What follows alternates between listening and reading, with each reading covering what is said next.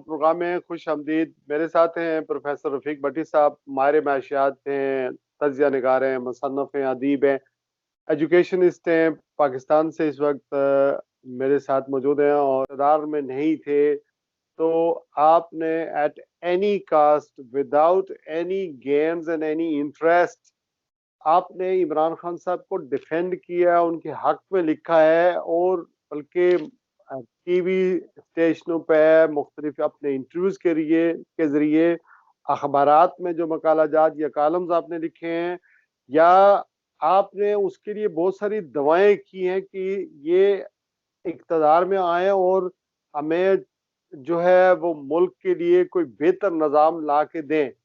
अब 3 साल गुजर गए हैं। 3 साल गुजरने के बावजूद वजीर आजम इमरान खान साहब के बारे में ये कहा जा रहा है कि जिन लोगों ने इनको सपोर्ट की थी वो सपोर्ट कम हो रही है, वो मायूस हो रहे हैं कि वो डिलीवर नहीं कर पा रहे हैं। क्या आपका शुमार भी उन्हीं लोगों में है या नहीं? जब से इमरान खान इक़्तिदार में आए हैं, यानी वज़ीर आज़म बने हैं, या उन्हें पाकिस्तान के मामलात को चलाने का मौका मिला है, उस वक्त तक ये कोई 69 साल हो चुके थे। और इन 69 सालों में पाकिस्तान के अवाम पूरी इस तारीख में मायूसी, नाकामी और यूं समझ लें कि बहुत ज़्यादा फिक्री तौर पर पछड़े हुए थे। लोग ये समझते रहे कि पाकिस्तान एक ऐसा मुल्क है जो मुसलमानों के लिए या पाकिस्तान के हर शहरी के लिए एक ऐसा मुल्क होगा कि जो इनके माशी, सियासी, अखलाकी, मजहबी, दीनी तमाम अमूर को एक आला सतह पे ले जाएगा और ये मुल्क दुनिया के लिए एक मॉडल बनेगा। इतने सालों की तवक्कुआत का बोझ, इतने सालों की तवक्कुआत का बोझ जो है वो इमरान खान के सर पे, कंधों पे आ गया।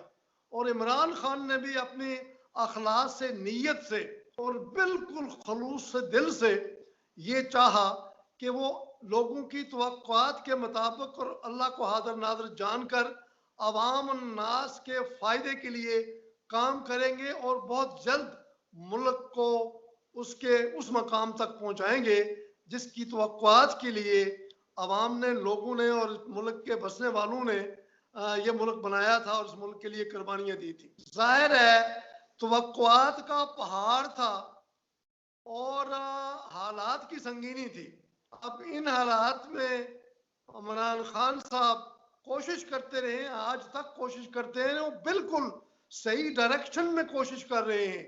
मैं समझता हूं कि लोग कहते हैं नाकाम हो गए, कतन कोई नाकामी नहीं है। ये जो महंगाई है, महंगाई का एक तसलसल है और महंगाई को हम किसी मुल्क के हुक्मरान की 1 साल 2 साल की हुकूमत से नहीं जोड़ सकते। ये 72 साल से चलता हुआ एक विशियस सर्कल है। इमरान खान की सबसे बड़ी जीत जो मुस्तकबिल में लोग जिसको याद करेंगे और नारे लगाएंगे वो ये है कि इमरान खान ने इस मुल्क के लूटने वालों के उस निज़ाम लूट खसूट को चैलेंज किया और अवाम को ये शऊर दिया कि ये बेपनाह वसाइल वाला मुल्क जो है ये इतनी गरीब, यानी गुर्बत की लकीर के नीचे क्यों जा रहा है। और इमरान खान की सबसे बड़ी फतह, बाकी फतवात भी हैं, मैं उनका कोई कसीदा नहीं पढ़ रहा, ना कोई मैं उनकी पार्टी का मेंबर हूँ, ना मैंने कभी उनसे किसी सियासी कारकुन से कभी कोई राब्ता रखा है, लेकिन मेरा दिल और मेरी छठी हिस्स इस बात की गवाह है कि इमरान खान ने प्ले ग्राउंड में जिन असूल और जवाबत के साथ जिंदगी गुजारी है वो उन साफ, खालिस, सीधे साधे और ईमानदाराना ज़ाब्तों के मुताबिक इस मुल्क को चलाने के ख्वाहिशमंद थे, ख्वाहिशमंद हैं और ख्वाहिशमंद रहेंगे। लेकिन उनको अंदरून खाना मुल्क के अंदर जो निज़ाम था, चाहे वो जुडिशरी का था, चाहे वो मकन्ना का था, चाहे वो इंतजामिया का था, चाहे वो किसी और अदारे का था, जितने भी अता के आपकी जो सहाफत है, चाहे इसका भी, चूंकि सहाफत भी तो चौथा सतून है रियासत का, इनकी पेचीदगियों से बखूबी आगाह नहीं थे। वो ये समझते थे कि मैं मुल्क के वसी तर मफाद और लोगों की फलाह व बहबूद के लिए काम करूंगा, तो ये तमाम अदारे एकदम मेरे साथ हो जाएंगे, एकदम शिफ्ट हो जाएंगे। ये तवक्को उनकी उनकी तवक्कुआत जो थी, ये तवक्को खासकर और ये सारी तवक्कुआत जो थी वो ग्राउंड रियलिटी से हट के थी। इसलिए आवाम ने भी अपने उन तवक्कुआत और उम्मीदों का पहाड़ बुलंद कर लिया। और इमरान खान ने भी जो कुछ कहा वो उसके सामने अपने आप को मजबूर देखकर अभी वो जंग लड़ रहा है। और बड़ी जंग यही है, जो मुल्क का सबसे बड़ा मसला जो है वो करप्शन का है। करप्शन का मतलब सिर्फ यही नहीं कि आप किसी का कोई काम करते हैं, अनड्यू पैसे लेते हैं या कोई बेनिफिट लेते हैं।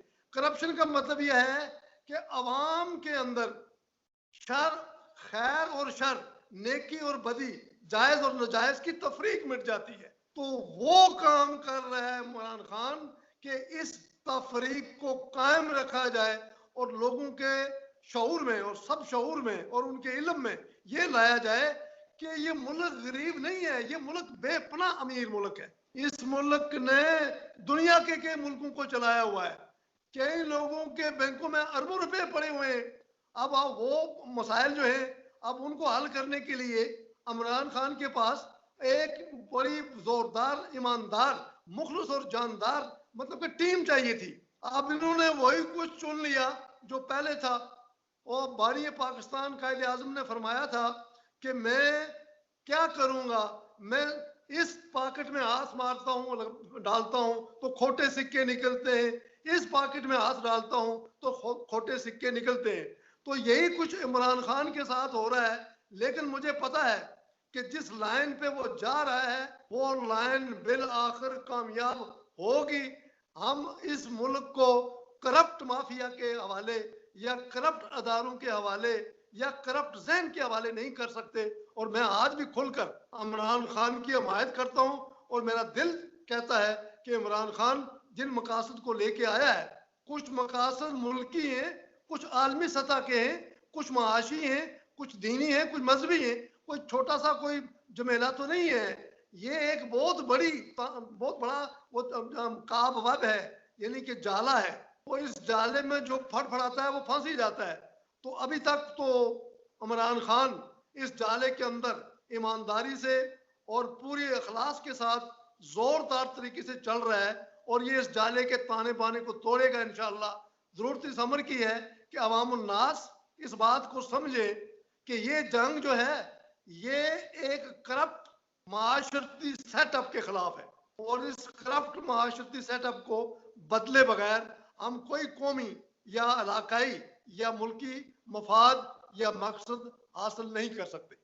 प्रोफेसर रफीक भट्टी साहब को आज भी यकीन है कि इमरान खान साहब ज़रूर कामयाब होंगे और लोगों को रिलीफ देंगे, मुल्क के हालात सुधारेंगे, यहाँ पर खुशहाली आएगी। लेकिन बाद में आने वाले लोगों ने वही कुछ करना है जो इससे पहले 70-72 साल में करते रहे। बहुत शुक्रिया प्रोफेसर रफीक भट्टी साहब, अपना और अपने गिरदोनवार के लोगों का ख्याल रखिए। आज के लिए बस इतना ही। अल्लाह हाफिज़।